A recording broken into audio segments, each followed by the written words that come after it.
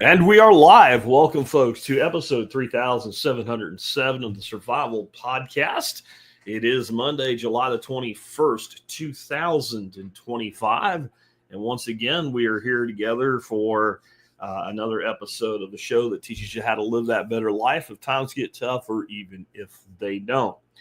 Today's episode is going to be very topical. It won't be, one of my more typical evergreen episodes, though. I mean, the stuff in it will be valuable for a long time to come, but we're going to be talking about a lot of real-time things happening right now and what they mean in the near future and the somewhat distant future, I guess.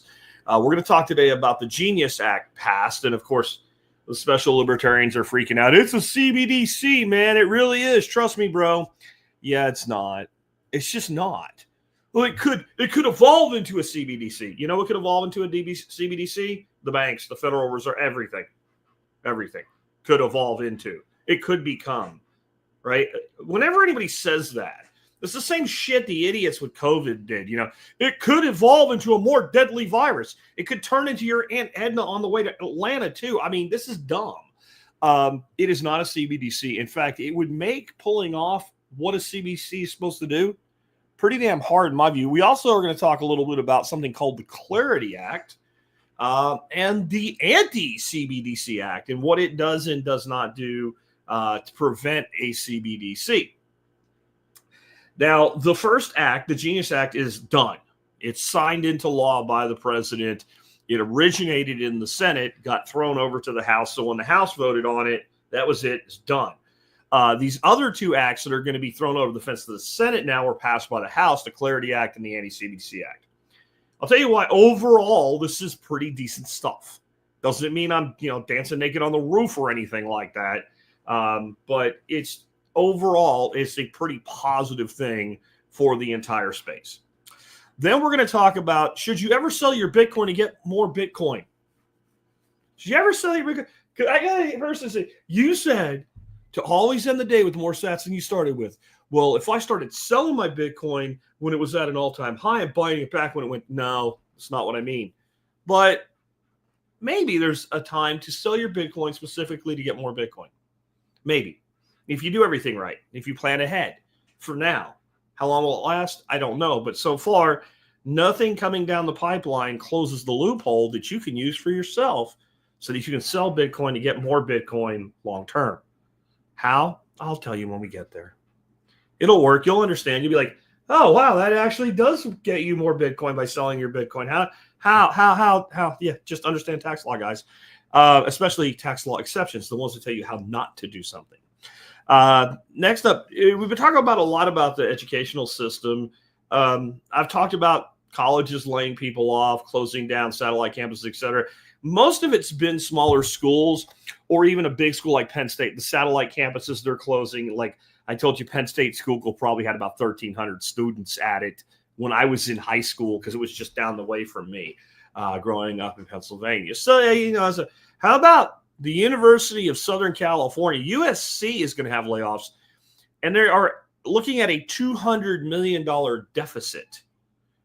$200 million in the hole this year. $200 million, that's some real money. I mean, that starts to add up and shit. That's enough zeros to matter. Of course, they blame shifts in federal support. That's why I have a question about that. Federal support of a state school, is it really an independent state school if they rely on federal tax dollars? And if the federal government's see what I mean? Like, is there a whole problem here? Doesn't this sound an awful lot like all the NGOs that were in deep trouble as soon as they stopped getting government money? And are you really an NGO if you rely on government money to exist? Yeah, it's all bullshit. We'll talk about that. And a little bit on the bigger implication. I'm going to tell you to get ready. I think it's likely the last alt season. And when I get done with the CBDC, Clarity Act, the Genius Act, you might think, Jack, that's actually good reasons for alt crypto to stick around. Yeah, not most of it, though. You got to know what alt season means to know what's happening right now and why this is probably going to, if you are holding some old shit coins from the past, it's probably going to be your last good chance to get rid of that shit before everything changes. And it actually does have to do with things being better for some crypto projects but worse for a lot of other ones due to the Clarity Act, which is, in my opinion, very, very likely to pass. Then I had a question that said, when can I finally go out and buy one of them SBRs? For you non-initiated, that would be a short barrel rifle or a suppressor. Well, you're like, well, you could do that right now. Yeah, but when can I get one of them $0 tax stamps, the non-tax tax stamp? I'll tell you when, but it's a real simple answer. It's a tax law, so it starts the next tax year. So you can surmise when that is. We'll talk a little bit about how you should be looking at that right now. What comes between now and year's end? What's next?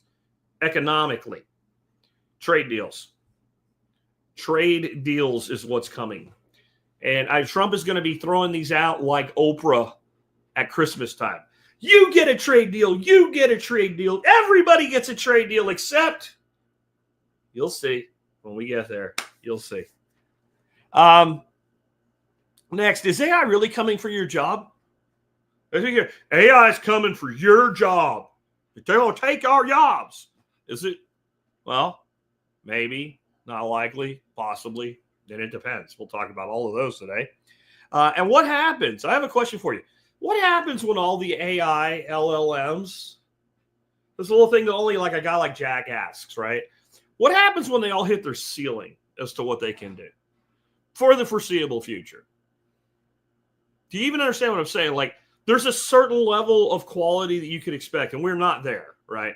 But there's like, when you ask AI something, when you ask a large language model, this is your Geminis, your ChatGPTs, your Groks, right? There's a certain level of accuracy, expertise, and speed that any reasonable person would be like, this is it. This is great. Now, if it can do something beyond that, well, wonderful. But like, this is totally within our expectations. What happens when we hit that ceiling? And everybody does. And there's really no difference. What I mean is when I go to Grok and I ask a question, and I go to Gemini, I ask a question, I go to ChatGPT and I ask a question, I pretty much get the same answer from everybody the same way. And they're all actually right. Then what happens? You might be like, what the hell is he talking about? What happens to the competitive landscape at that point? Right? Let's put it this way. Why did you primarily, unless you went on to something like Brave Search or something like that to get away from the surveillance behind Google, why did almost everybody on the planet stop using Yahoo and Bing and Lycos and all the other shit, and almost everybody on the planet used Google? Because you got better results. Plain and simple. To this day, if you search Google and Yahoo, you just get better results from Google. What happens when you get equal results from everybody to the competitive landscape? Do you even see where I'm going with this? This might become really important in the future, and you might start understanding the concept of integration a lot bigger, and how AI is literally going to exist inside of everything technological in the future. It's already happening.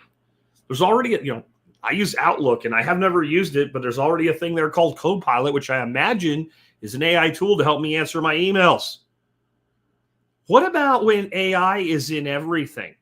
What will that look like? What will the monetization model be? And does that relate at all to things like the Genius Act? Can it? Maybe it can. I think some of you just put it all together. And then just for fun, I'm going to give you an update on some mushroom stuff that I've been doing with my mushroom grow room. And then I have a really important finishing segment today. And that segment is simply called The Most Important Trades You Make Are Between You and Your Future Self. We're going to kind of rehash some of the things we talked about with Bitcoin last week, and ending every day with more than you began with. I'm going to give you if you don't like Bitcoin, I'm going to give you a different way to look at that and come to the same, not as good, but the same conclusion. I'm going to fix it for you if you think it's broken. I want to make it work for you. But do you know that every single action you take, every single thing you do today, you're making a deal with yourself in 5 years, 10 years, 15 years, and 20 years. You're changing the course of your own arc. You're changing what you will have or what you won't have 5, 10, 15, 20 years from now. Did you ever even think about it that way? I'm going to try to get you to think about it that way in a big way today. And I know someone who can help you do that as we get into our sponsorships today. Sponsor of the day, number one today, is John Pugliano. You should check out his podcast. So it's called the Wealth Steading Podcast. And John is one of us, man. He is a podcaster. He is an investment manager, but he's also a gardener. He's a prepper. He's a ham radio operator. He's a prior service Marine and military officer. And he is also a liquid millionaire. As an investment manager, he decided that until he could make himself into a liquid millionaire as a blue-collar worker, he had no business doing it for anybody else. So he did that first. John and I have been working together since 2010. He is an author, inventor, and the founder of Investable Wealth LLC. Again, his podcast is called the Wealth Steading Podcast, where you can learn to grow your wealth like a garden. And I've been on John about writing a new book. John, quite a while ago, very, very forward-thinking, wrote a book. It was called The Robots Are Coming. And I've been suggesting that John write another book, and I think you guys should harass him until he does. The book would be called, wait for it, right? You know I got something. The Robots Are Here. The Robots Are Here. I think it'd be interesting for John to kind of update this thing now. Next up today is Above Phone. Hey, do you know that your phone spies on you, sends information to the government, and your information is for sale to based on anybody that wants to buy it? Some people think it's for sale to the highest bidder. As bad as that would be, it would actually be better than the way it is, because that would mean one person has your data, but they don't sell it to the highest bidder. They sell it to all the bidders. They sell it to anybody. It's like, you want this data, you could just buy it from us. And then the apps spy on you. The app manufacturers spy on you. All those free apps, why would they be free? Why would they be completely free unless you were the product? Because that's how they work. With Above Phone, you can make all of that go away. You can have your own private ecosystem for apps that do not spy on you, because it can't. Your phone will have additional security to prevent your provider from spying on you. And if you do need to use an app that's just not available as a private independent app, and you've got to use something from Google Play or something like that, you can actually put it in a jail where it only does its tracking nonsense when you allow it to, only when you're actively using it. And it's really something you should check out. Above Phone. They also have the Above Book, which is what I'm podcasting from my Above Book today. And they have Above Tablets as well. Check them out. And if you're like, I don't know if I'll be able to handle this new tech, again, these guys, they will give you an expert who will help walk you through onboarding onto your new device when you pick up your phone, and you get $75 off of it if you're an MSB member. With that in mind, I have not done an MSB sale in over a year. Somebody reached out to me and said, hey, Jack, occasionally you used to seem like you did some sales on MSB every once in a while. What's up, man? The person was right. I looked it up. I haven't done a sale since June last year, so it's been over a year. And part of what happened is, I had a very long-running sale during COVID that I made a pledge that I would keep the sale for as long as they were doing lockdowns. And I never thought it would be as long as it was. And so I had to keep that basically a de facto price of almost a year that I kept it on sale. So I really didn't go back and do it again up until, again, last year. And now this year, I've gone another year without doing it. So right now, you can get MSB for $35. That is a hell of a deal, because $50 is a good deal. You can help support the show. And here's the cool part. It absolutely does apply to your recurring membership. So when you renew, you will keep that locked in price. Discount code SUMMER, SUMMER, SUMMER, all lowercase. You can't mess it up. SUMMER, and you get MSB at $35 a year. All right, so let's dig into this. Let's start off with what the Genius Act did and what it did not do. What the Genius Act does is it actually enables banks to issue their own stable coins. But I think there's a lot of people saying a lot of stupid shit about it's a backdoor to a CBDC, man. Centralized digital bank currency. So you'd have to have a centralized individual single currency to be a central bank digital currency. It would have to be issued by the central bank. It's not. Or at least only members of the central banking cartel could issue it. That's not the way it works either. So it fails on its face. Any bank in the United States can issue stable coins under this, but they can't just do it. There's certain things they have to be able to do. And one of those things is they actually have to set up an entity to do it with that is not managed by the bank itself. All these people going hysterical, and any of them tell you that yet? They literally have to create, it's almost like think of it like a sub-corporation.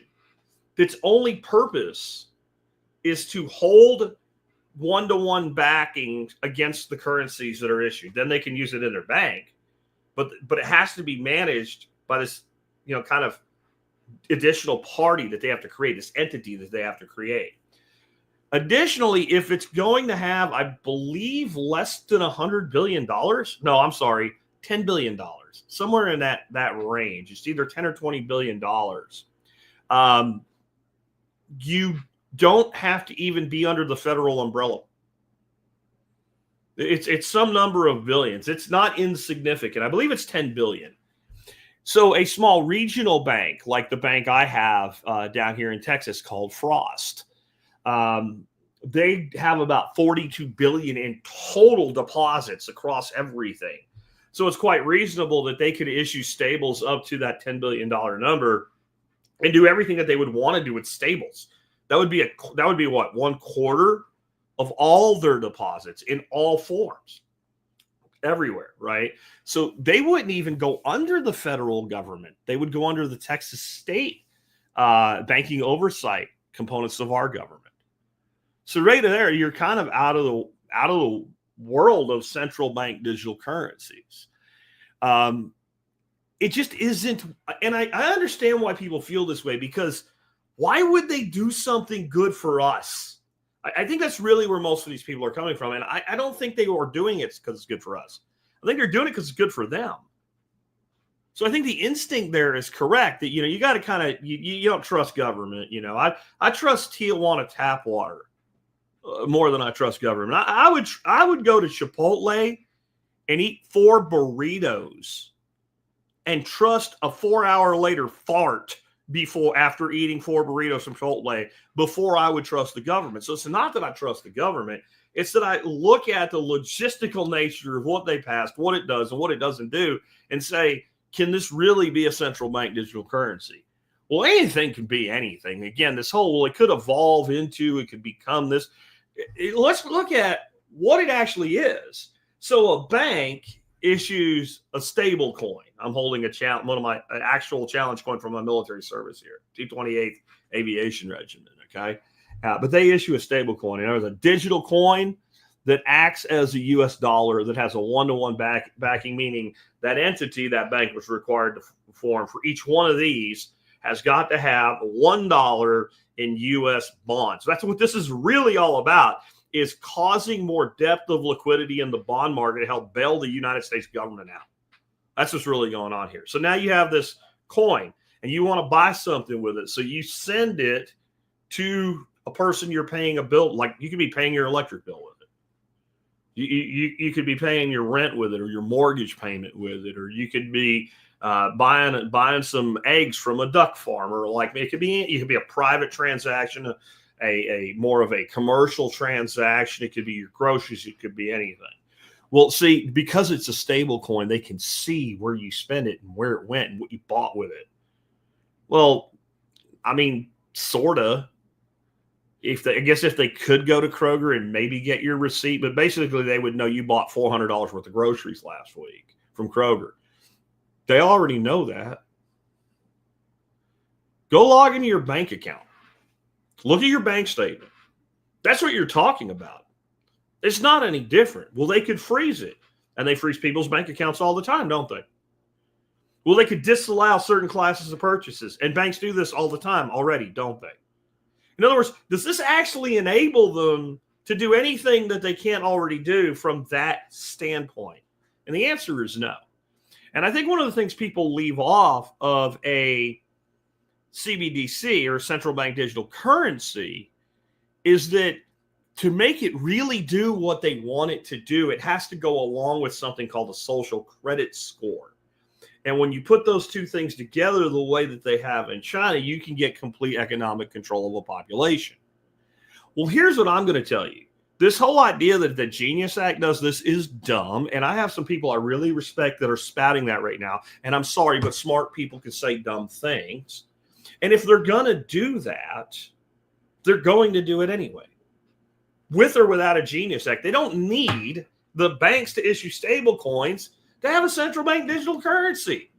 They can just convert. That's how you would do it. You would convert the dollar into a single unified currency.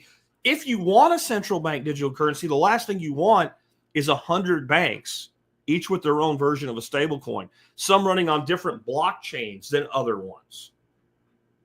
But they believe in this hyperly competent government that supposedly is going to build a surveillance tool to, I mean, come on. Right now, if they want to know something about anybody, they send a letter and they find out. And that's not going to change anytime soon. Well, it's all AML, KYC. It's a bank account. It's a bank account. But you don't have to be AML, KYC to receive the money, only if you want to pull it out of your bank in that form. But you're already AML, KYC with your bank. See, this already exists. Now, here's some other pieces to this. So again, these next two acts, they did not pass yet, but both of them look like they're going to pass. They're both headed over to the Senate. Remember, in the Senate, the form these are in, they cannot be filibustered, right? This is not like some giant omnibus bill or something like that where you need 60 votes just to move the damn thing. There's procedural methods to get them to a vote. So they need 50 yeses, because if you get 50 yeses, you get a J.D. Vance and you get a yes on them. I think the odds are very high for both of these. The Clarity Act, to me, is the more interesting of the two. What the Clarity Act does is it brings clarity. It's exactly what it is. I have a great article linked to in the audio notes today where y'all can read more if you want to learn about it. But it essentially, for once, they named an act what it actually does. Like the Patriot Act was like the Anti-Patriot Act, right? The Freedom Act was the Anti-Freedom Act. The Affordable Care Act was really the Unaffordable Care Act. The Clarity Act actually provides clarity in the digital asset space. And it's actually good for all you shitcoiners, by the way. It defines digital assets clearly with a consistent legal definition that says this is a digital asset, right? It splits oversight between the SEC and the CFTC, right? So it actually puts oversight of all of this under a conglomerate of two federal agencies rather than letting one ride roughshod over everything, right? Because you get one bad guy at the head of one agency and completely turn everything tits up. By splitting it, you have to have some level of consensus. So that's a good thing. It creates investment contract assets. That makes certain tokens that started out securities later to be treated as commodities if they become sufficiently decentralized. In other words, a lot of these crypto projects, they start out, some dude comes up with an idea, he puts a dev team together, they start building this shit, and it's a big grift. It really is. What they do is they put this out, they get some money built up, they pay for hype with their own shitcoin, printing money out of thin air. They get it on some exchanges. If it develops enough liquidity, then they can cash their shit in and make money. But some of them, to be fair, even though I don't think it's the best way to do things, are actually trying to build something that does something. And what the act is saying is if you started out where it's controlled, it's now going to be treated like what it should have always been treated under U.S. law. This is not my opinion, okay? This is not what I think should happen. Nothing I'm saying today is what I think should happen. It's what is. And when I say it should have always been treated under current U.S. law, I'm saying if I'm a judge sworn to uphold and defend the Constitution and the law as written, then these things qualify as securities because you enrich yourself off the backs of others. Okay? You can completely control it, and yet you profit from the results when others buy and sell it. What they're saying now is if you can move to truly decentralized, if you can launch, get it off the ground, and eventually you actually have a real blockchain with real validators that are really independent, and one person can't manipulate things, and it comes in as a mature blockchain, which is something else in the act, then you can basically stop being regulated as a security and be regulated as a commodity. In other words, gold is not a security, it's a commodity. Bitcoin is not a security, it's a commodity. Ethereum is a security, though it could become a commodity under this act if they can prove decentralization. But as long as the one person can throw switches and change shit, as this act is written right now, it would not be a commodity. It would stay as a security. It requires, if you are a crypto business operating in the United States and you're going to roll out a new shit coin, you have to register. So do exchanges, brokers, and dealers. It's pretty much the case already anyway. But there's a new way to do that underneath this. It'll allow limited fundraising without SEC registration. A project would be able to raise up to $75 million a year before falling under that registration. And then if it matured enough, it could then come back out from under it as a commodity.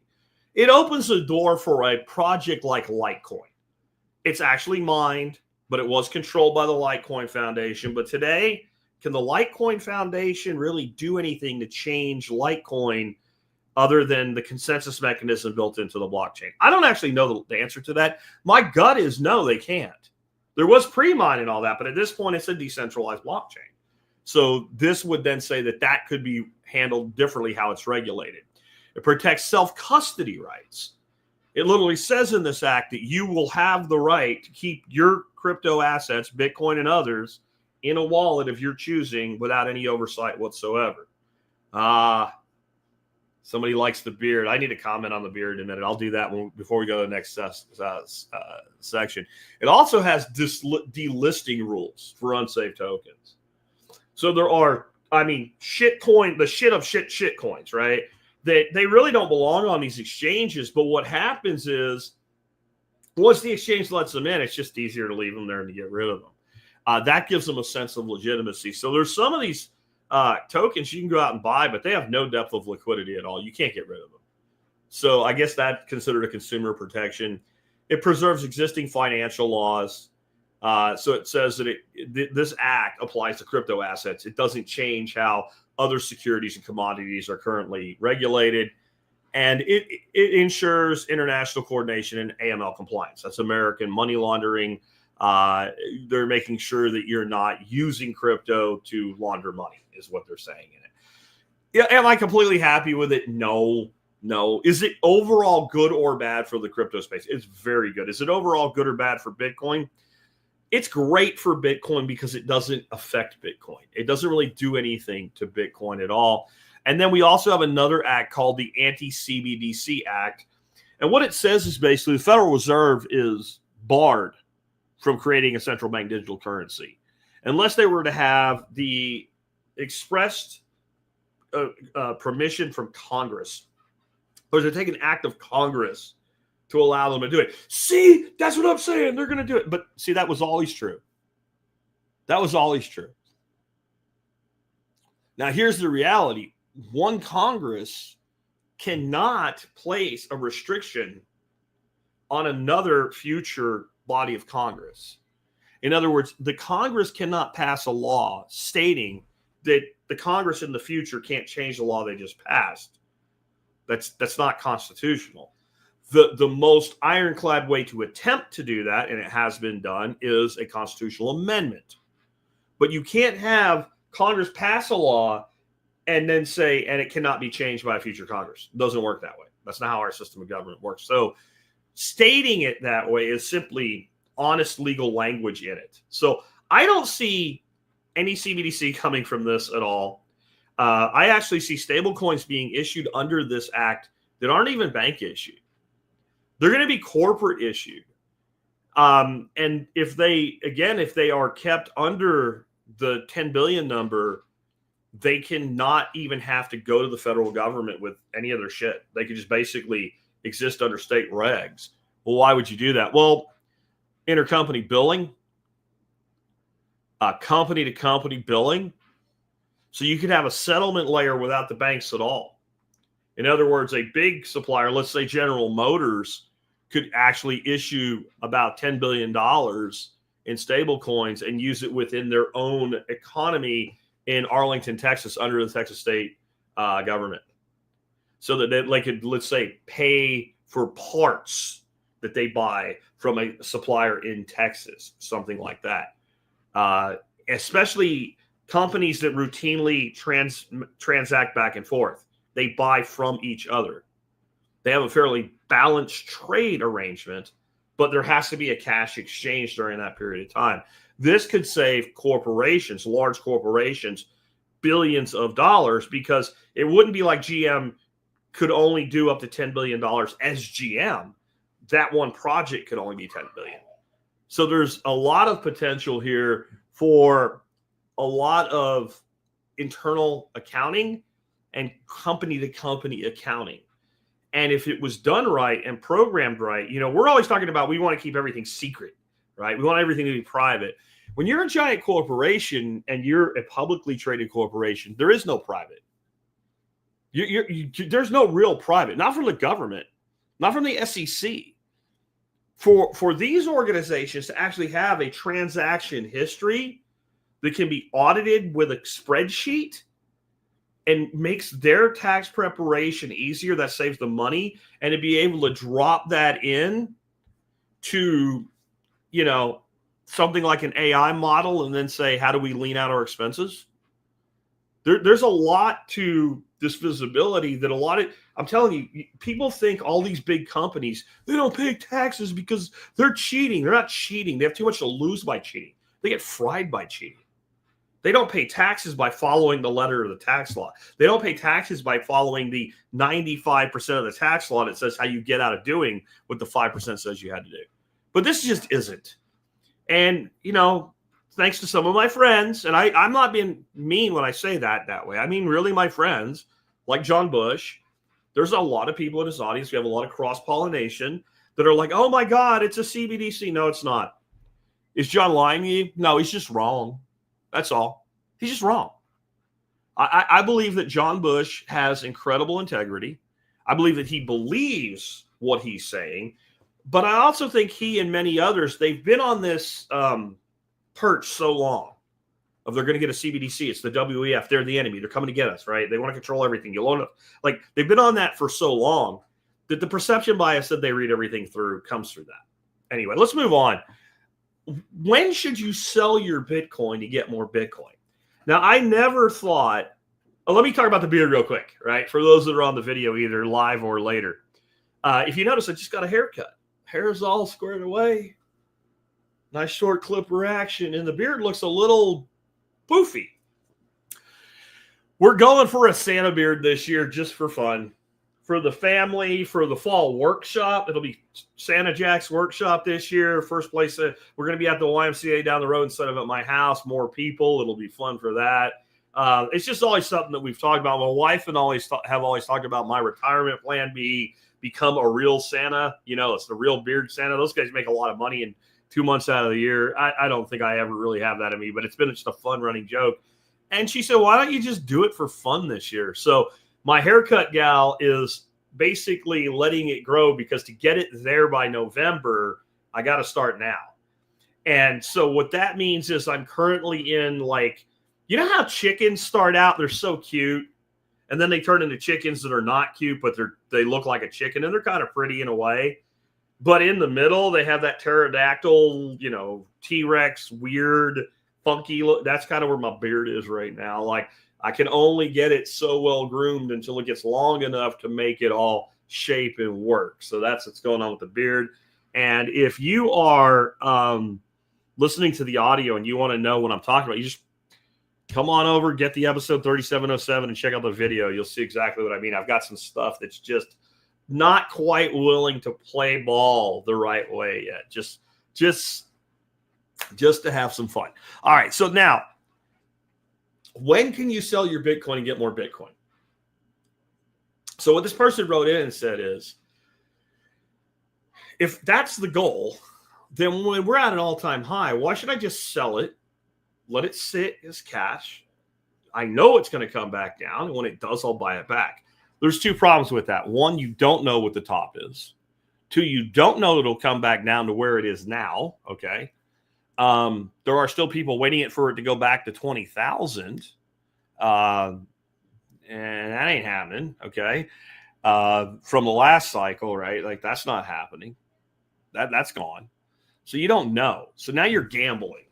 You're not investing and holding anywhere. The other side is you have to do really well with that approach for it really to work out, because you're going to take such a haircut on the capital gains tax, especially if they're short-term capital gains tax. It's a higher rate. So you're gambling and you have a certain amount of instant loss of the gain. So when you go to buy back, you don't have what you had to buy back with when you sold. Okay? But there's an exception to this. And it's one of my favorite things in the world. Juicy little tax loopholes that are available to anybody. So for now, and in none of these bills I talked about today, and in no bill that I'm aware of that's on a track to be approved anywhere right now, we have something called a wash rule loophole in crypto assets. What's a wash rule? Well, if I own something, let's say it's Ford stock, and I'm down on my stock like 25%. I had like 100 grand in it, and it's worth 75 right now. Okay. I can sell it and capture the $25,000 loss, but I cannot buy Ford stock for 30 days. I can't just sell it, take the loss, and immediately buy it back. It's illegal. And if it's a mutual fund that's like a mutual fund of the Magnificent Seven stocks, right? And it's underneath like Fidelity, I can't sell it and then, but I bought, the BlackRock ETF, but it's the same. If it's a like kind investment, right? They say, no, you can't do that. It's a wash rule. But crypto doesn't have a wash rule. What that means is I can literally sell Bitcoin and buy it back 5 minutes later and capture losses or be responsible for gains. So you have to be careful with this. You also need to make sure that you have segregated your funds appropriately. So what I try to do is I acquire Bitcoin through a tax year. And if I happen to end up down at the end of that cycle before the end of that tax year, I'll do one trade and then I'll move it into long-term cold storage. And this is because you can either handle your taxes first in, first out, or you can manage by UTXO. So as long as you keep, and this takes some thought ahead, to keep things done the right way, I can be sitting on Bitcoin that I bought for $600 20 years ago, and I could sell Bitcoin. Let's say I aped in real heavy this year, and let's say we did get a big correction at the end of the year. Well, I could sell and buy back all the Bitcoin that I've transacted at that would contribute to that loss, take that loss, buy it back, and then throw it into long-term storage. And I've done it before. And this is not a shady practice. This is following the law. This is one of those things you could screen capture video yourself doing it and send it with your taxes. And all it would do is prove that you followed the law. I'm not talking about cheating here. So how does that let you sell your Bitcoin to get more Bitcoin? Well, let's say that I can take a $20,000 loss. At my tax rate, that's going to save me about $3,000 to $4,000 in taxes. If I don't do it, I'm going to have to pay it. So by doing it, I'll cut my taxes. I could take then and figure out, ask my accountant, well, how much did this one deduction save me? And if she says $2,700, great. I just take $2,700 of my refund, buy Bitcoin with it. Selling Bitcoin got me more Bitcoin. But it was only because I sold it and bought it back immediately. I don't know how long we're going to be able to play this game for two reasons. One, I have a feeling they're going to close that loophole. There's a lot of crypto-friendly shit going on right now. We're not unaware of this. But the other side is these assholes like the loopholes for themselves. But this is one we all get. So that might get closed. But two, with Bitcoin in particular, I think the days of the big drawdowns are over. I mean, they might come here and there, but don't bet on it. Don't bet on it. But that's the one way you could do it now. The other one I get is, but I want to buy a land. I want to buy a house. What about that? In general, my view is don't. If you can't do it any other way, and so you have to do it because you need the down payment, whatever it is, I can understand that to a degree. If you can get a mortgage, you're better off with the Bitcoin than the mortgage. Taking a Bitcoin loan at 8% versus a mortgage at 6.5% also doesn't make sense. Again, unless you absolutely need the money for some portion of the purchase. But I would look at it this way. Let's say that I go get a mortgage and I'm paying my mortgage, and I get to a point, I got the Bitcoin, and I can't make a mortgage payment. I could always sell enough Bitcoin to make that one payment until I figure out how to get back onto the track of making payments. So I leave myself the option later to do the same thing that I was going to do now without doing it now. Where if I take the Bitcoin and sell it to buy the land, it's a one-way process. I don't get a mulligan. I don't get the do-over later. So that's my thoughts on that. Like, in the end, I can't tell you what to do, but this is what I would do. Now, next up, I've been talking about the demise of modern education for a very long time. And I've been saying that you're going to see big universities closing down parts of their campuses, closing down buildings, selling off assets. And I mean, I've been saying that since I would say in earnest, since about 2014. So it's 11 years. And now it's all starting to come to fruition. What we have here is the University of Southern California, USC. Okay. This is not a small school. They're sitting on a $200 million deficit, and they're citing shifts in federal support. Yeah, it turns out Orange Man meant it when he said he didn't want to fund your university if you let, men and women's sports and things like that. But there's some other things that play in this as well, some overall cuts. And there's also just less money to go to these people, or even the same amount of money. They're still spending more, and you're getting shortfalls. Not really because of federal support. It's, you don't have as many students going to college. You've overbuilt. And there's a lot playing into this. One, people are realizing that a degree isn't worth what you've been told it's worth. Doesn't matter if it's from USC, right? It's still not worth what they say it's worth, unless it's in something specific with specific demand. People are realizing there's a lot of places that you can now put your education, put to your education that will be better for you, especially people that want to do trade style work, electricians, pipe fitters, welders. There's coders, even high tech. There's high tech paths that are outside the university system that actually focus on just the thing that you're supposed to learn how to do. And then we have a decline in population. People are just having less kids and have been for quite a while. And this was the year we hit something I told you about 10 years ago, the enrollment cliff. Not because I'm a genius or a Spiricodamus or some shit like that. Like, look, guys, everybody knew this was coming. The colleges have been talking about it for as long as I have. They've just been in denial about it. Oh, yeah, it's coming, but we'll be okay because insert reasons here. No. We are reaching the end of an era. We really are. This idea of everybody going to college really started in the 70s, but really kicked up in the 80s and 90s. And at this point, we have schools bragging that, 83% of our graduates go on to college. There is no world in which that makes sense from any school anywhere. Especially when these are like 6A schools and shit with like, you have a graduating class with like 600, 700, 800 people in it. And 80% of those are going to college? Really? Then what is college? It's just what, grade 13? It doesn't mean anything anymore. When everybody has something, it no longer is rare. It no longer has value. If I was an employer in 1965, roughly 30% of people that would apply for a job would have a degree. If everybody applied equally, right? It's not, you have to have a degree. Just about 30 to 40% of people had degrees. Today, it is more like 65, 68% of people have a degree in the United States. And it's more like 80+% have some college.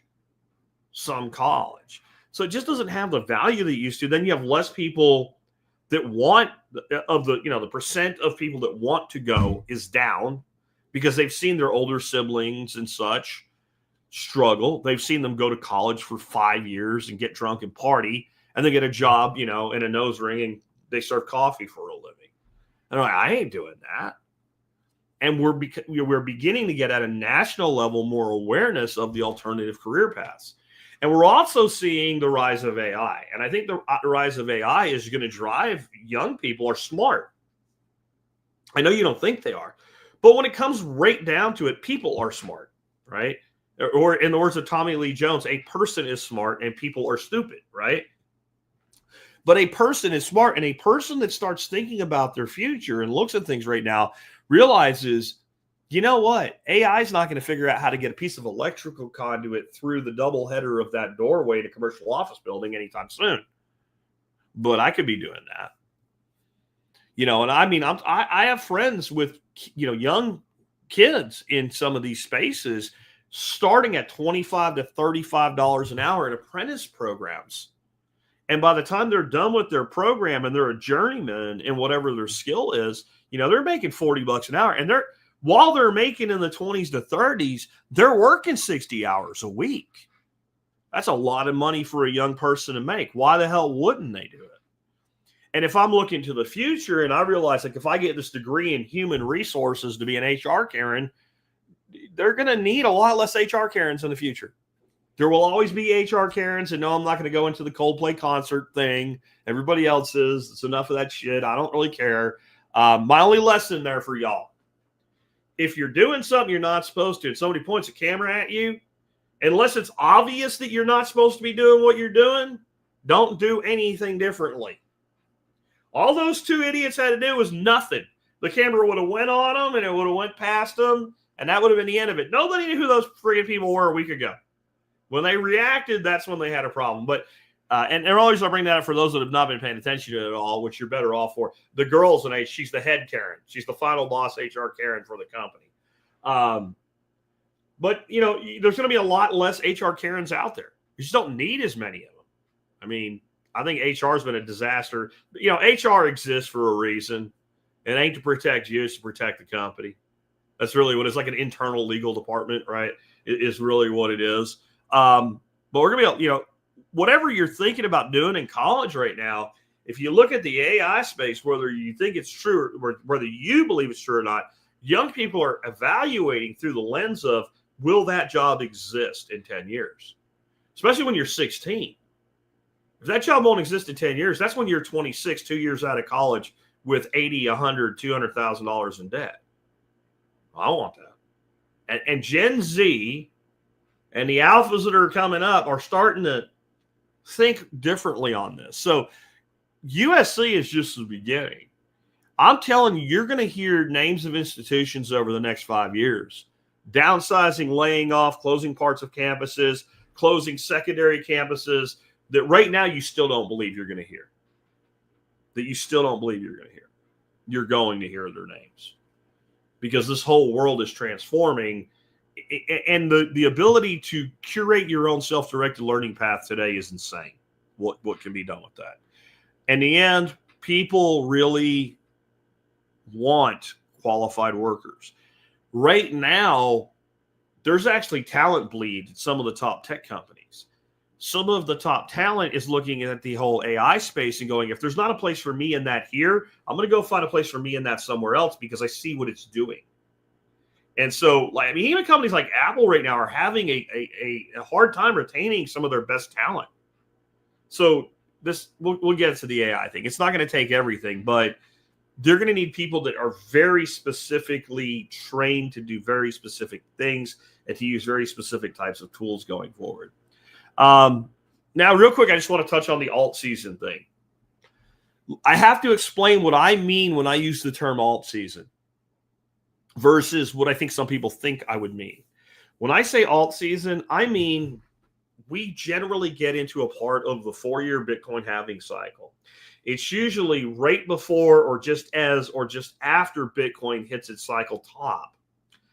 And when you look at the altcoin space, almost everything is green. Almost everything is up. Every shit coin from pot coin to poop coin to fart coin is up. And by the way, they all exist. All of those freaking exist. Poop coin is a thing. Fart coin is a thing. Fart boy coin. You see how stupid this all is. And doesn't mean they'll get back to their previous all-time high, so don't take it the wrong way. But I think we're starting to see the beginning of a cycle. I am seeing some of these shit coins that have literally no purpose, no utility. They've had no development. Nobody's touched them. Nobody's talked about them in 5 years or more. Green candles. Not moon yet, but up. if you're holding on to any dog shit, right? I know some of you still believe in Ethereum and whatever, and there may be a place for those things in the future. It's, it's no second best. It's fifth tier, right? Versus first tier in Bitcoin. But okay, fine. And under clarity, and there might be some carve outs for some ways that things actually become treated like real securities. You might even see some level of almost a new stock ownership through crypto assets, which was all, kind of what NFTs were sort of kind of presented as, but never really got there. And there's some other ways that you could have like a DAO, right? Decentralized autonomous organization. None of them ever really worked, but I'll just say maybe. Like, I'm not going to say it's impossible. So some shit may stick around for a while, but if you're holding anything that like you bought because you heard about it somewhere, including here when I was a shit coiner, and you just been sitting there looking at it, if you get a way to take some significant money out of it and get back what you lost or anything close to it, I would take it this time. Now, people always ask me, because they know I hold quite a sizable chunk of Ethereum, does that mean I'll dump it all? I dump Ethereum when it makes sense in my life. And the thing is, I have to pay almost 100% tax on it. It's Ethereum. There's no getting around it. It's one address type thing. I bought it all from Coinbase when it was under $1. So every time I do it, it hurts, and I try to spread it out amongst tax years. Ethereum, I think, will be one of the ones that hangs on. I've always said that. I think they're the mother asshole that spawns all shit coins. But I think they'll hang on for quite a while, because under this new regulatory framework, they can play either side of it. They can comply with everything, or they can try to claim to be a mature blockchain. So we'll see. We'll see how that works out. But I think when I say the last alt season, I don't mean the last time any altcoins will go up. I mean the last time you're going to see what we've seen every cycle since this shit started, where everybody's up. That's when I always tell you we have the top is about in. When everybody's up a lot, when they all look the same, when you go look at poop coin, fart coin, and baby coin, and they all have the same arc, that's usually when everything's about to get cleared out. The difference this time is that's always been aided by levering up. You could have $100 million worth of poop coin and lever against it and borrow against it and buy shit coin XYZ PDQ. You really can't quite do that anymore. Baby poop coin. Yes, it's a real thing. Go look it up. I don't actually know if there's a baby poop coin. I'm being facetious, but my gut is, based on everything I've looked up to see, is there one of those? There probably is baby poop or something very similar. BPOP, right? Anyway, I had another question, a tax question in a way, but my favorite kind of tax question, a gun tax question. So hidden in the big, beautiful bill, not so hidden, I guess, was a provision to basically remove silencers, aka suppressors, and SBRs from the National Firearms Act. And because Trump wanted to get that bill passed, the Senate Republicans came up with a way to prevent your typical bullshit that can happen in the Senate with filibustering, needing 60 votes for cloture to at least get it to a vote. You don't need 60 votes to pass it, but you need to get 60 votes to allow it to a vote. And the Senate parliamentarian, her job is to say in a bill like that, these particular things cannot be in a bill with this kind of a vote. And a lot of people said she was carrying water for the Democrats. She is a Democrat, whatever. I'm going to tell you, I don't know. I'm not sure. But I do know that woman caused a lot of grief for the Biden administration doing the same thing, right? If you go back to like the Inflation Protection Act or whatever, is the big inflation act that Joe did, where spending money was going to cut inflation somehow, that one, she line itemed a bunch of shit out of there too. So it is what it is. But she said that removal of those did not fit under Senate rules. You couldn't put them in there as a complete removal. And if you did that, you couldn't vote on it this way. So the Senate's pretty sneaky compromise was, well, but can we lower the tax? there's a lot of lowering of taxes in the bill. So sure, you could lower the tax. Okay, how about zero? So they zeroed it. This could backfire in the future. I'll get to that in a second. But for right now, it's a good thing. And for the rest of the administration, minimum, probably at least several years into the next administration, even as a Democrat, it's probably good to go. So they said the case is zero. Well, the question that I've been getting is, but I went to do it and they still want $200. Yeah, that's because it's a tax and this is a tax law. It takes effect on January 1. So if you want an SBR right now, or you want a suppressor right now, you want to be all legal about it so you don't go to prison, which is a good idea, it's $200. On January 1, it becomes $0. Now, there are some lawsuits out there. Kevin's talking about them right there. Palmetto State Armory, Silencer Co., a bunch of people got together, and they're all suing the federal government now. And they're saying it all has to die. There should be no tax stamp required at all, because a tax is defined under tax law as something that raises money for the government. And since it's zero, effectively, it's no longer a tax. There's some ways around that. I would give that lawsuit about a 60% chance. I would also say, though, if you want to have some SBRs, if you want to have some suppressors in your life, that I would be ready to go on January 1, 2026. And I would have your funding allocated for your purchases, and I would get it done swiftly. And I would really look at the option. Most of these companies now do an immediate setup of a trust, and your trust owns the stamp. And therefore, because I mean, the way it works right now is really stupid if you follow the letter of the law. Let's say that Kevin here, right? Kevin and I are out at the range shooting, and I have a rifle with a suppressor on it. It is a completely legal suppressor. I have a tax stamp for it. Yeah. Well, if I hand it to him, he just illegally took possession, and I illegally transferred by the letter of the law. Now, I've not heard of anybody being done up for that, but it certainly could happen. And there are federal assholes in federal agencies like the ATF that if they got the opportunity, I believe they would do it. I believe they would really do it. Whereas I can very quickly add and remove people from my trust. And so I can actually add Kevin or King of Biltong here to my trust. And therefore, they can then use those things as members of the trust. That's why they have that set up. So I would take that approach as well. All right. So now let's talk about what comes between now and the year end. We're about a little over halfway done with the year. We're closer to Christmas than we are to last New Year's. Let that sink in. Tick tock, the clock ticks for us all.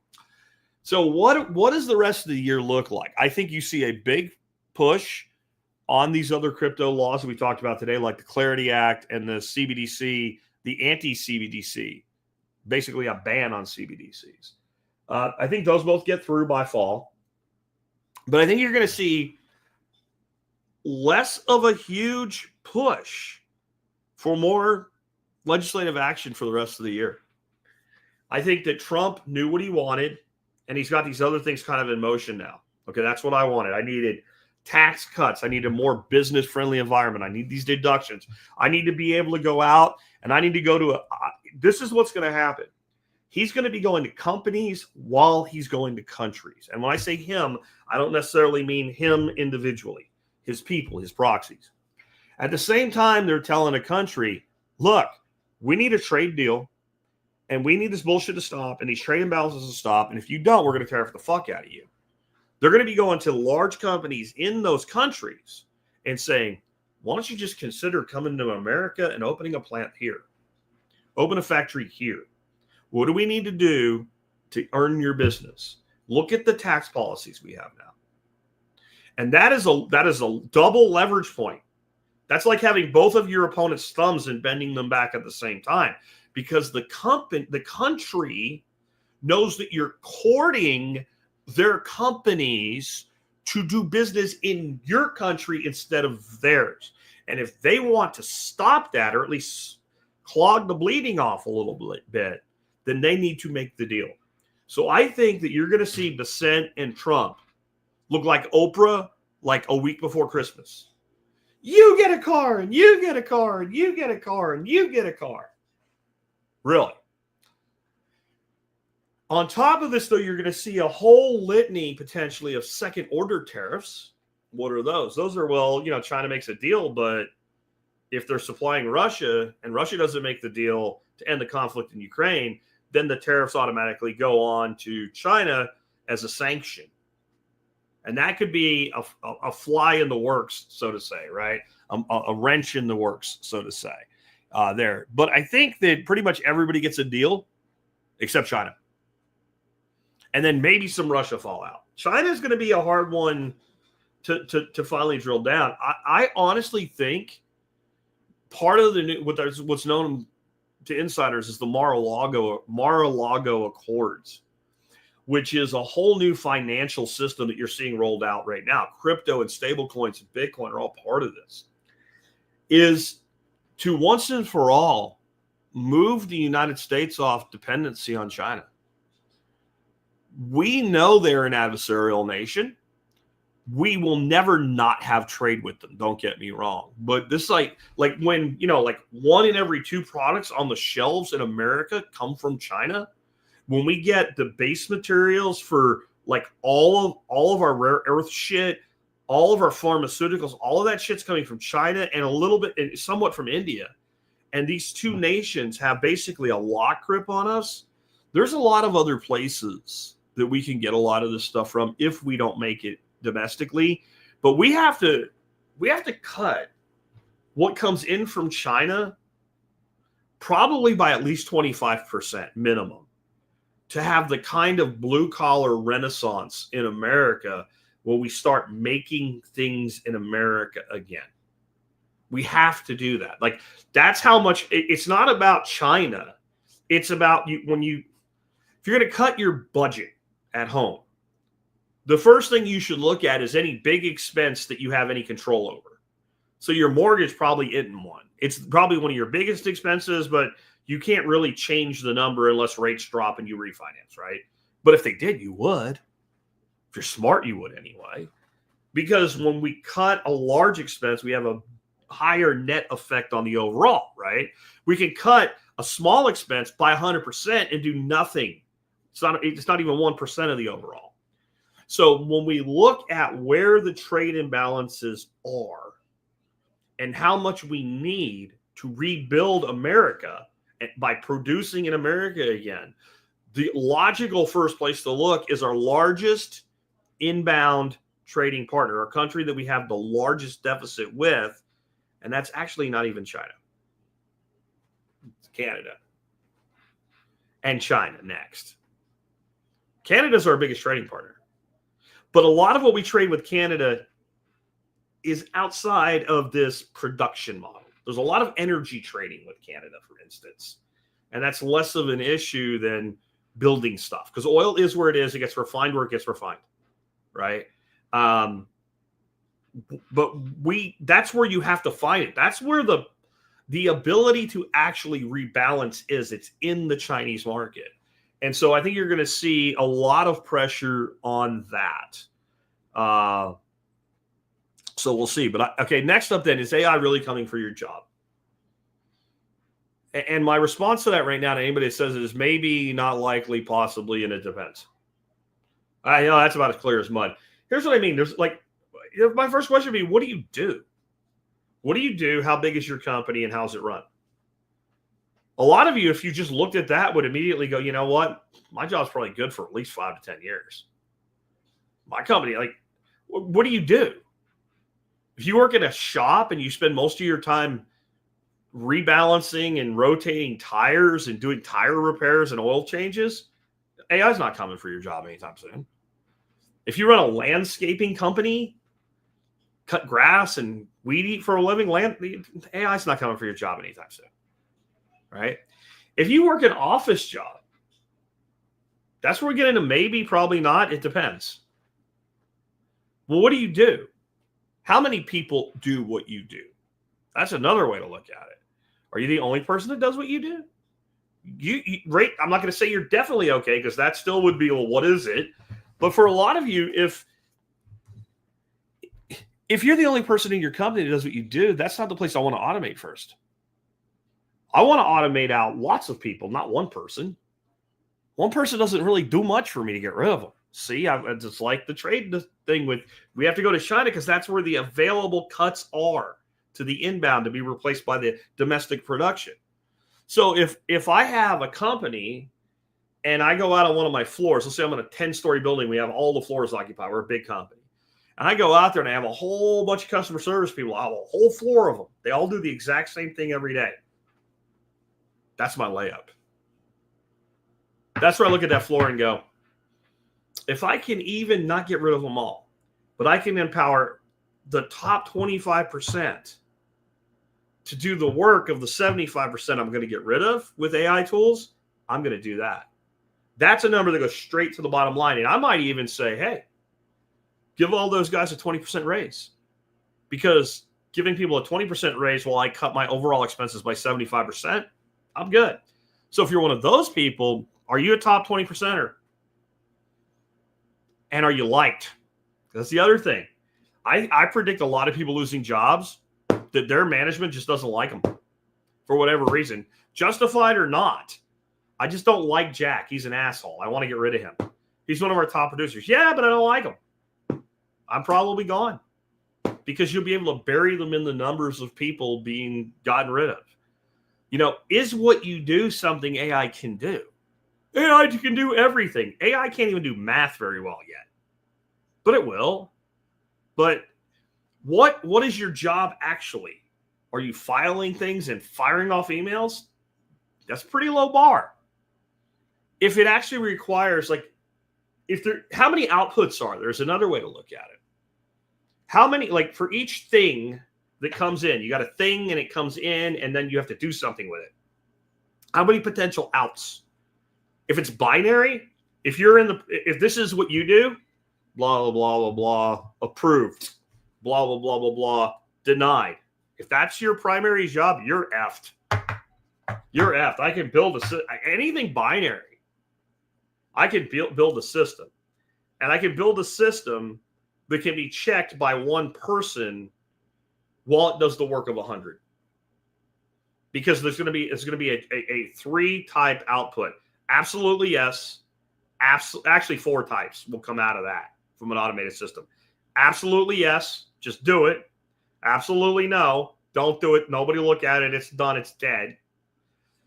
Probably yes, probably no. And then all that person, the individual, will have to do is make the final determination, kind of second check, yes, AI. And it'll probably be some sort of interface where the person that makes that determination explains to AI why it really was a yes or it really was a no. And that will keep making the system more and more accurate. And you'll go from needing one person to replace 100 to one person to replace 200, one person to replace 500. But while that's going on, unless we solve all the problems in the world, people are going to keep creating business, service, and product to address problems. We'll run out of jobs when we run out of problems. Now, the only thing that kind of upsets that apple cart is, do you really think we need to be in the situation that we're in right now? Does it make sense that almost every household is a 2-income household? We might start going back to more 1-income households.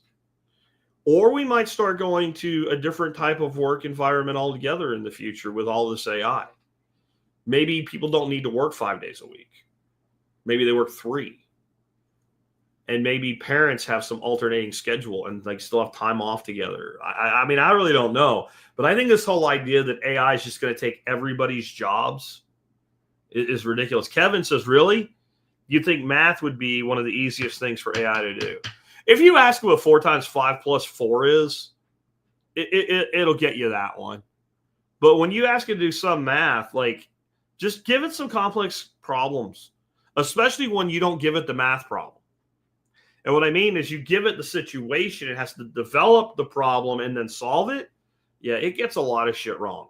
I've seen it get the same problem, 3 different answers to 3 different queries. I've told it it's wrong when it's right. And it said, oh, you're right, I was wrong. Here's the actual number. It has problems, but it's getting better. But I wouldn't trust anything to an AI unit right now without a human on Overwatch.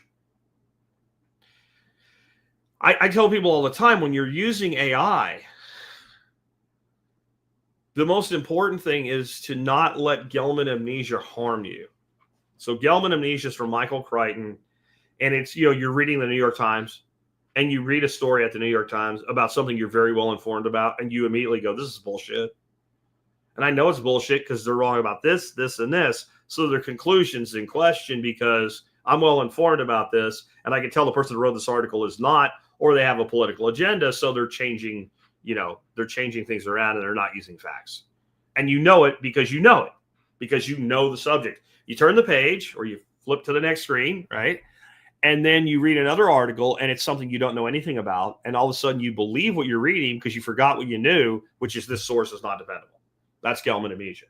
The way that applies to AI is when you're asking AI about something and you have certain predispositions that you believe, and AI has gotten to where it's trying to please the user more than be accurate, and it picks up on what you want to hear. It starts telling you what you want to hear. You're like, oh, see, I knew it was that way.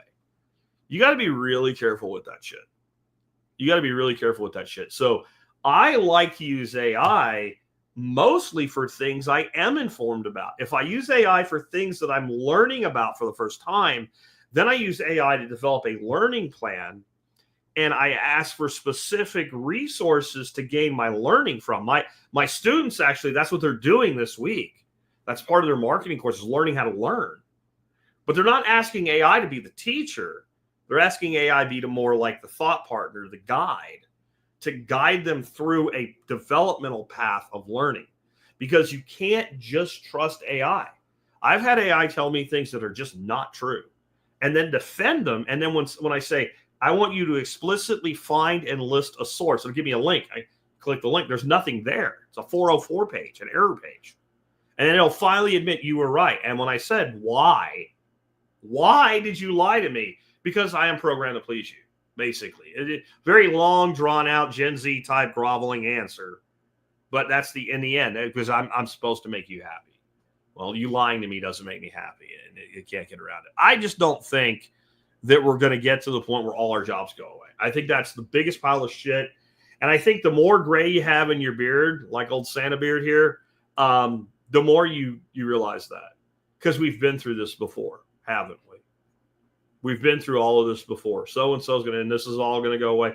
Man, you should have seen the freak out. Those of you that are young, when I say young, I mean, let's say 30-ish and down, like 30 and under. When people realize you really could buy shit on the internet, I'm talking about like late 90s, early 2000s, brick and mortar's going to die. Every time I drive past stores, there's freaking cars everywhere, and not just grocery stores. But they thought even the grocery stores were going to be gone. Mail, right? At the same time, they were saying that, all the brick and mortar stores are going away. The postal service and even all the the private, because of no mail, because of email. Man, I see mail all the time everywhere. I don't even, people that still send letters and shit, and people that pay their bills, they get a thing in the mail and they write a check and they balance their book and then they send the check in. I don't get it, but people still do it. But we were told that was going to happen. We were told that, oh, by the way, email and the internet were going to destroy the environment. Yeah. Too much electricity. Every time something new comes out, the same song and dance always happens. When they came up with the first sawmills that worked with a water wheel and then the blade spun and you could cut a board, there'd be no work anymore for sawmen.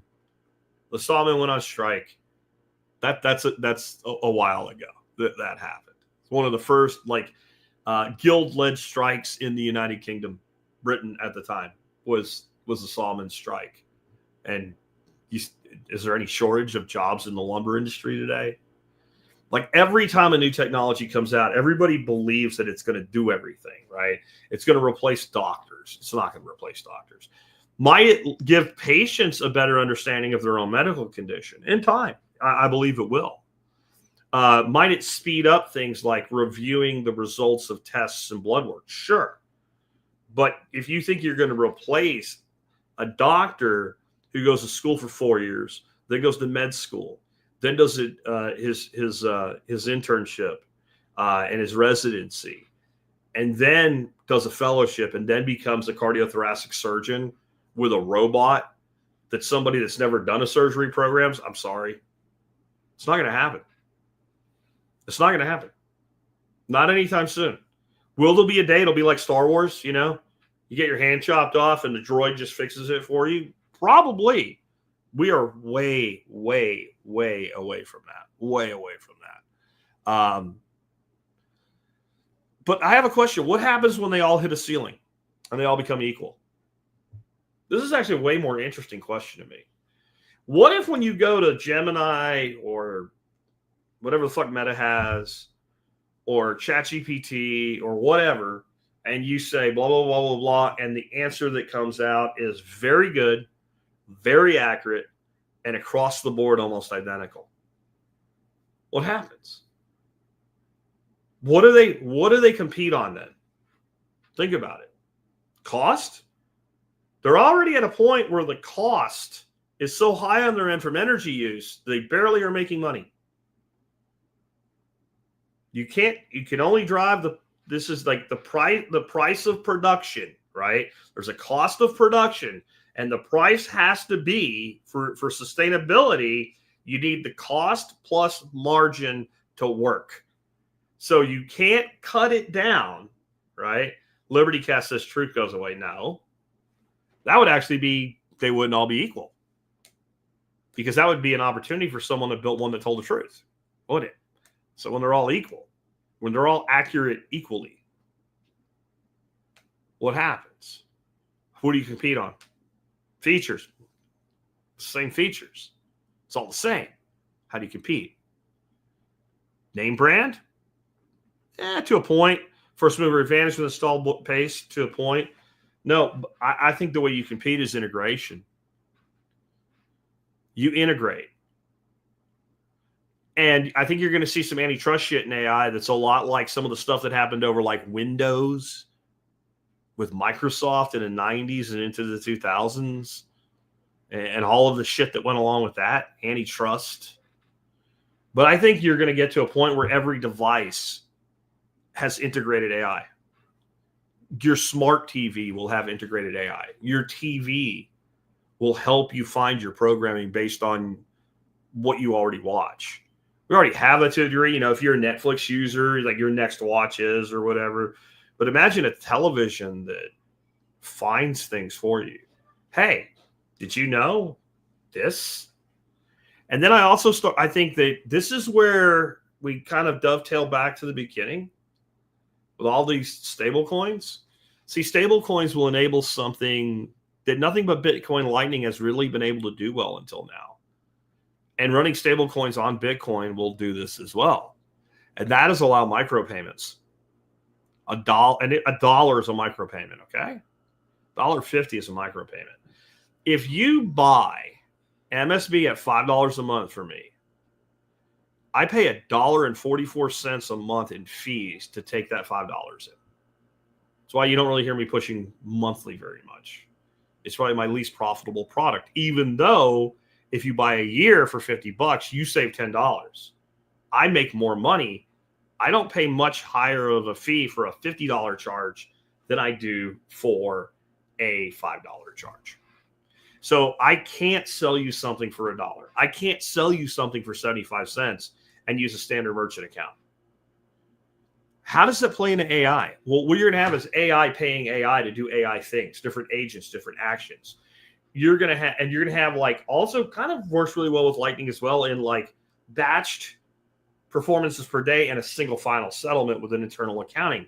That'd be another reason somebody might build a stable coin asset to use within an organization or between organizations.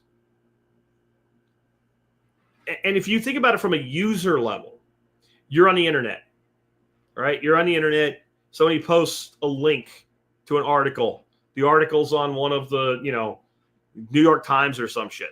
You click the link and it says, basically, piss off. This is for subscribers. Subscribe for $100 a year and you can read this article. And you're like, I don't care about this article that much, right? How often does that happen if you're an active internet user that pays attention to the news? Probably a lot. And the first thing you do is you cut and paste if you're smart and you still want to know, you cut and paste the headline and you'll find some secondary source covering it, maybe even almost completely replicating what was said in that article. But if you could click here and read the article for a quarter, not give them any information, just click 120. There's a lot of people $5 a week buying shit like that. Like it's an information budget, no problem. All of this is going to start integrating. Liberty Cat said Claude integrates with Stripe already. Yeah. Everything will be integrated. I mean, right now, I don't ever use it, but when I get a text message, I have AI tools integrated into my phone already in my chat program that tells, like, you can say, oh, thanks a lot, right? As a YouTube creator, when I answer comments on YouTube, when I'm logged in and I'm in the back office where they batch all the comments into one flow for me so I can answer everybody, there's all kinds of pre-written responses and they're getting more and more accurate, more and more specific. They used to be very generic. Oh, thanks for that. Thanks for watching, stuff like that. Now those answers are starting to sound like a human wrote them. And so the monetary model is going to come and more company to company this is going to be more of a B2B space than a B2C space. Companies that want to provide a service or a platform but don't want to be in the AI business will be paying the AI integration costs through APIs to provide AI as part of their product. That's where I see this going. And there's a lot in that. That's a place, you guys that are investors, you need to be looking at who's going to be the Google of that space. Who's going to be the Google of that space? Because it's not necessarily an AI leader right now, right? It's someone that can do the integration. It's going to be someone that can say, it's going to be the company that comes at it. I think we're going to have a company in this space that they're going to use the term vendor agnostic. Vendor agnostic. I've always hated that term, but I accept it because it's the term used in the industry, right? Agnostic means I don't know, right? Agnostic is not atheist light, by the way, when we go to religion. Agnostic means I know that I don't know. Atheism or theism are statements of faith. Gnostic and agnostic are statements of knowledge. So it's like I don't know the vendors, but what they really mean is I don't care. I don't care. When I was with Syrian, one of the companies I had with Neil, and we worked with mobile carriers like T-Mobile, Sprint, AT&T, Verizon, we described our product set as vendor agnostic. In other words, it doesn't matter that you're T-Mobile and the last people we worked with were AT&T. Our product set works because it works on industry standard. And so we can integrate, we can find stranded capital, we can see where new build outs need, we can figure out all the things that you're paying 500 engineers every year to do. Our software can look at it and give you the answer now. And we were doing that shit in like 2006, 2007. And it worked. It worked. And I'm going to tell you the other reason because of that experience, I'm a little less worried about AI taking all of our jobs than you guys are. The hardest thing to sell to those companies is probably the product we had. The product that could put billions of dollars in our pockets.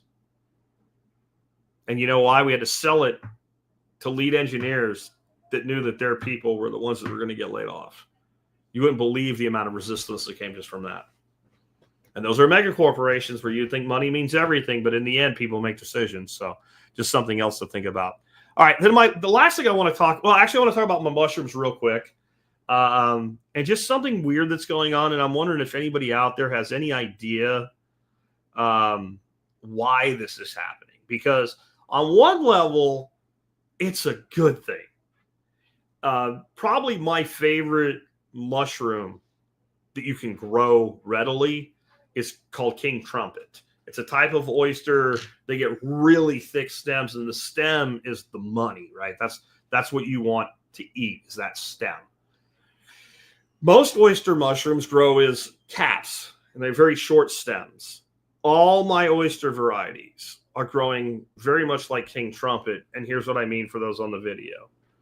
Those are some blue oysters. Those are not King Trumpets. Those are blue oysters that I harvested yesterday. At least I harvested the biggest ones, and I'm going to pull the rest of them off today. And for those not looking, the stems on the biggest ones are freaking, they're thick. They're not my wrist size, but they're like the size of like a kid's wrist. And to kind of drive it home, there's the three biggest ones in my hand after I picked them. Okay. It's one thing that the blue oysters are doing this. I've got pinks pinning right now, and pinks are just always that giant cluster. They're lighter in color, and it looks like they're going to have big stems too. And I'm not sure how that's going to work out because blues, the stems are usually really edible. They're soft. Pinks, like you just got to get rid of the stems. So I'll see what happens here. But when I say it's not a problem, I love them growing that way. The fact that I can take a blue oyster, which is really easy to produce, and get that's a great yield. It's delicious tasting. When you cut them in medallions and cook them in butter with a little Old Bay, they taste like freaking scallops. They really do, right? They taste like scallops. It's pretty amazing what they taste like. But it's not usual and it's not typical.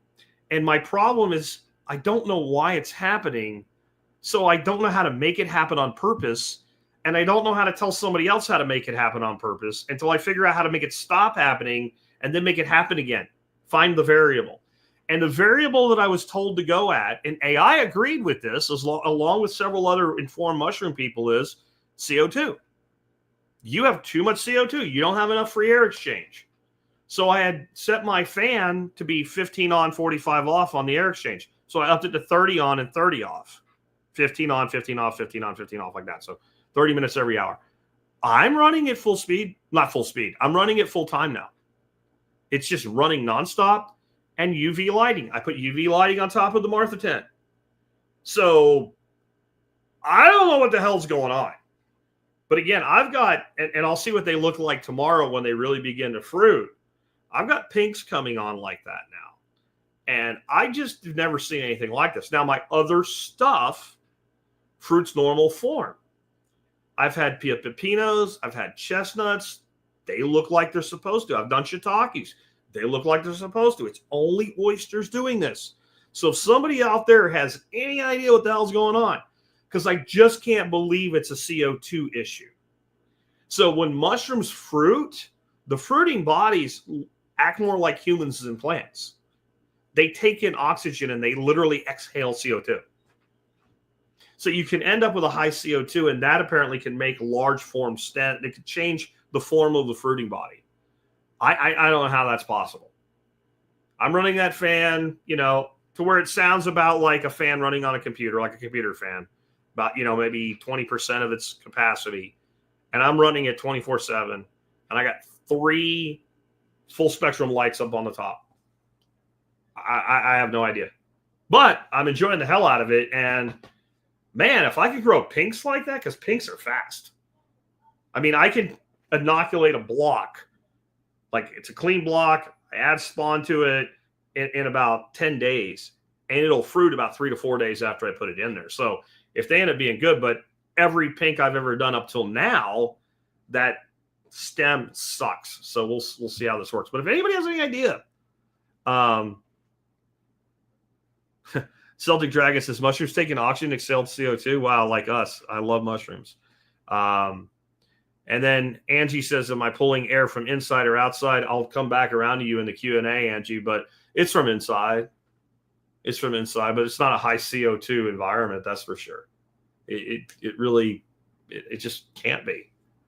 It just can't be. Anyway, but now you're making me think a little bit there, Angie. We'll see. Okay, now I just want to give you a philosophical ending to today. And I want this to take you back to what I said last week about, building wealth with Bitcoin.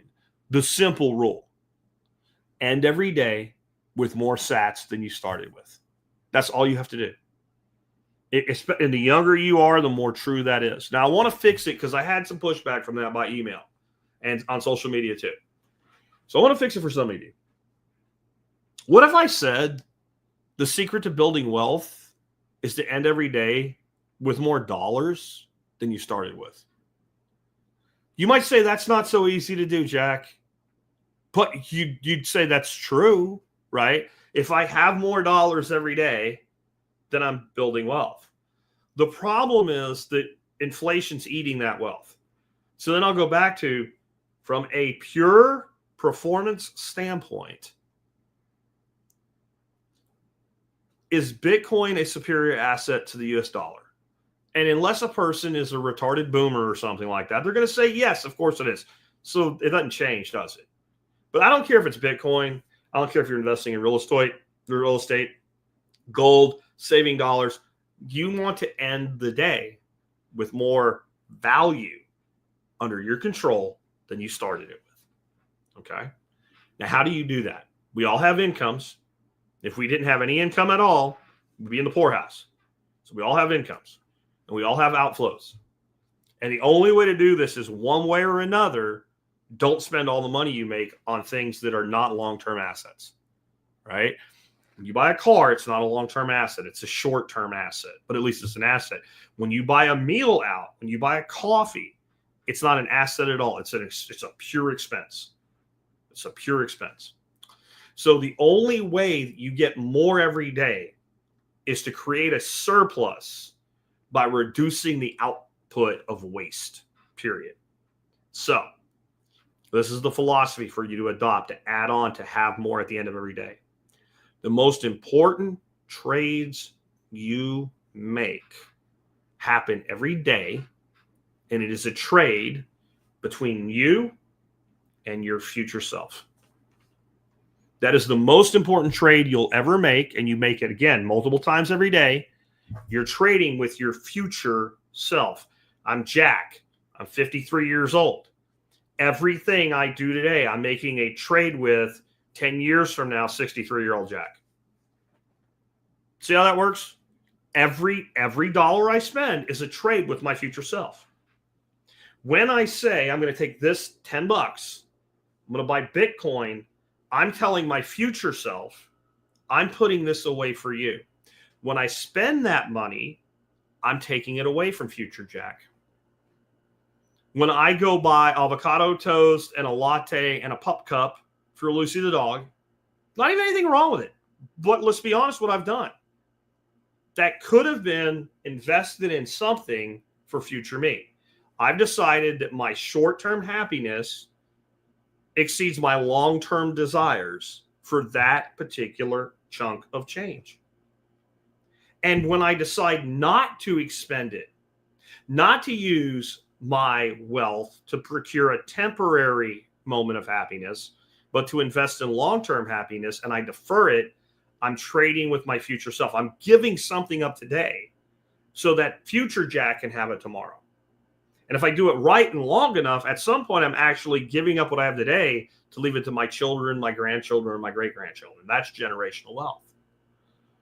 But it all starts with the trade between you and you. And I think one of the biggest problems I've had is I've talked to younger folks, including family, about this subject, is I haven't framed it that way nearly as much as I should have. When I tell them, don't waste all your money, what they hear is, you don't want me, what they'll tell me is, you don't want me to spend money. I never said that. I've gotten that from family when I've said, you need a budget. And I have certain family members that have what I would call a shopping problem, right? A shopping habit.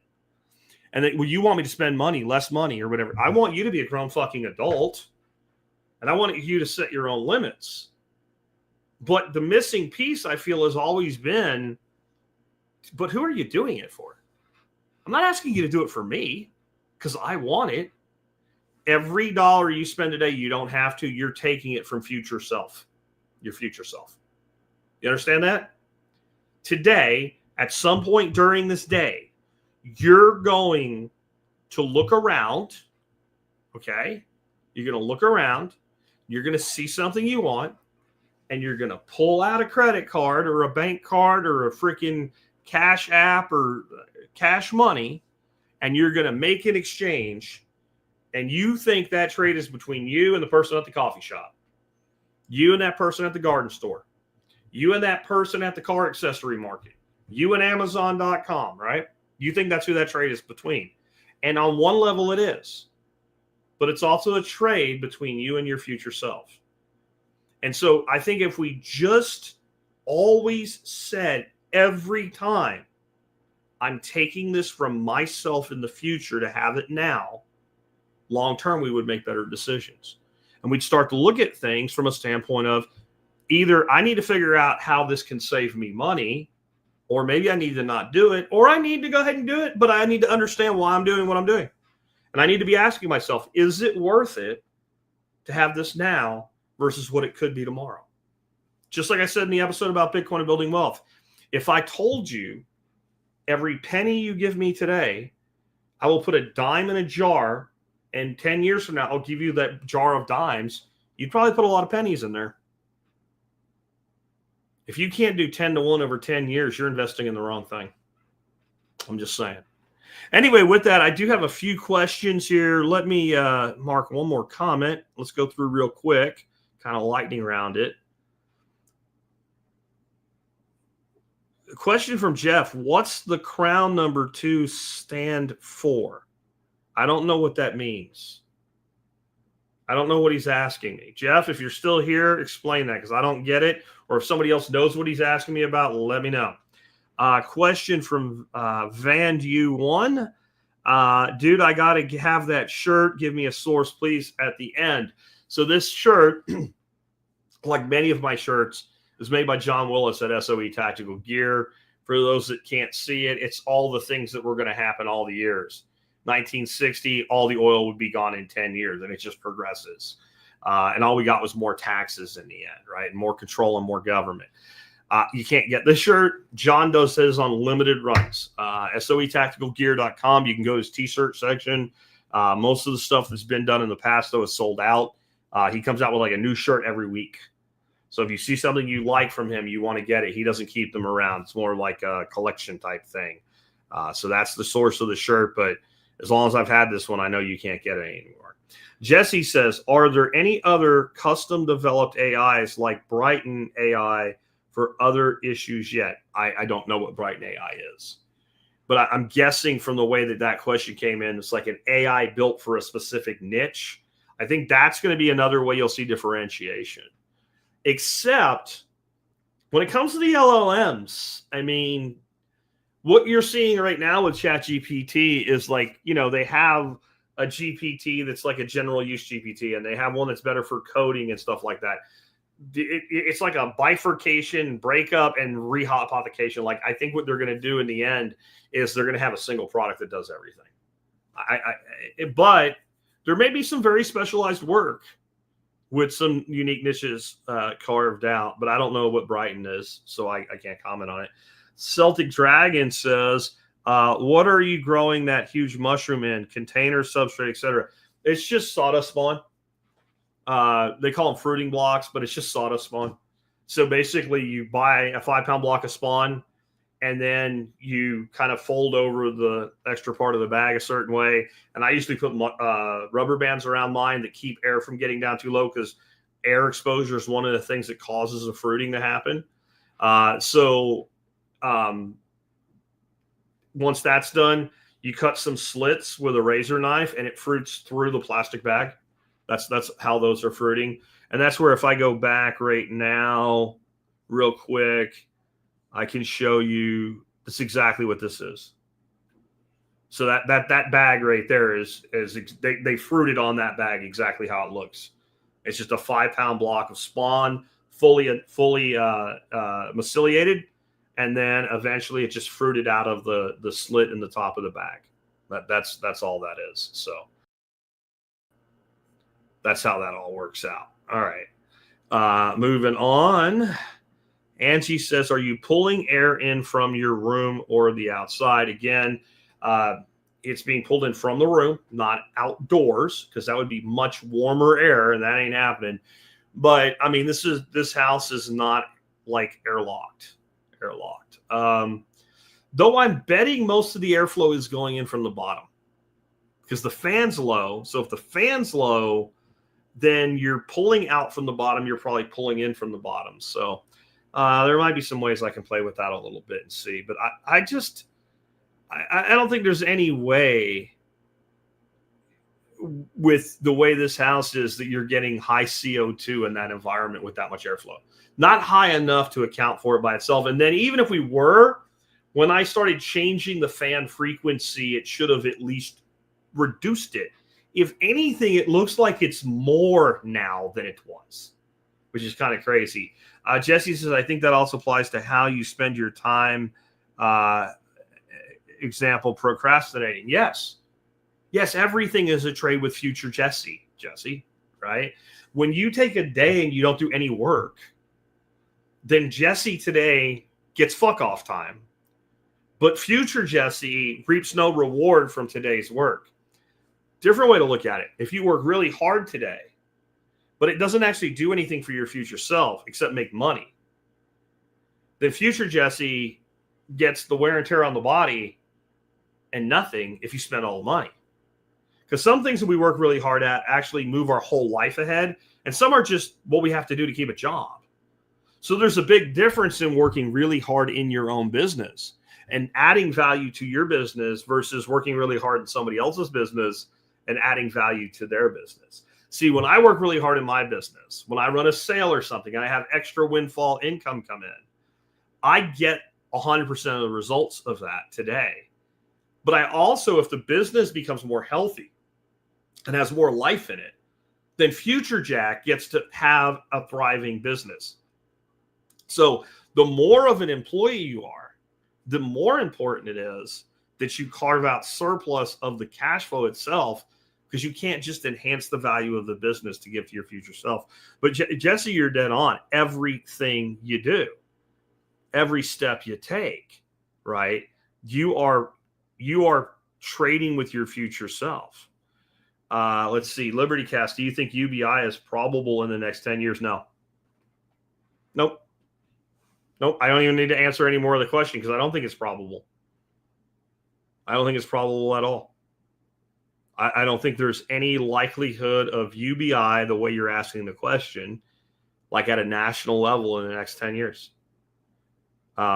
It's just, I don't think it's going to happen. It's not going to happen at all. So what I recommend you do once it happens is irrelevant because it's not going to happen. The socialist utopia that we're promised is never coming. Again, I still don't know what Jeff T was asking me. What's the crown number 2 stand for?